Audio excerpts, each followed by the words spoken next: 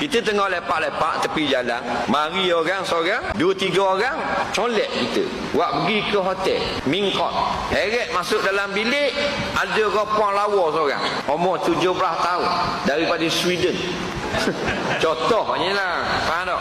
Pamanik turok ni, dia orang pun keluar pistol kanan 50mm, duk tu tembak pecah kepala, kiri 9mm, Smith & Wesson. Dia kata mu berzina dengan perempuan Sweden ni, kalau tidak kami tembak. Faham tak? Maka boleh menyelamatkan nyawa berzina. Ni baru boleh, bukan kerja jadi pelacur darurah.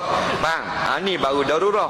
Tak berdosa. Allah kata fala isma alaih, tidak ada dosa sedikit pun baginya, kerana menyelamatkan nyawa, kerana takut kena tembak.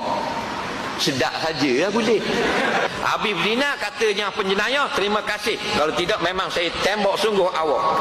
Pergi balik. Kita pun keluar pada pintu tanya, esok ada pula.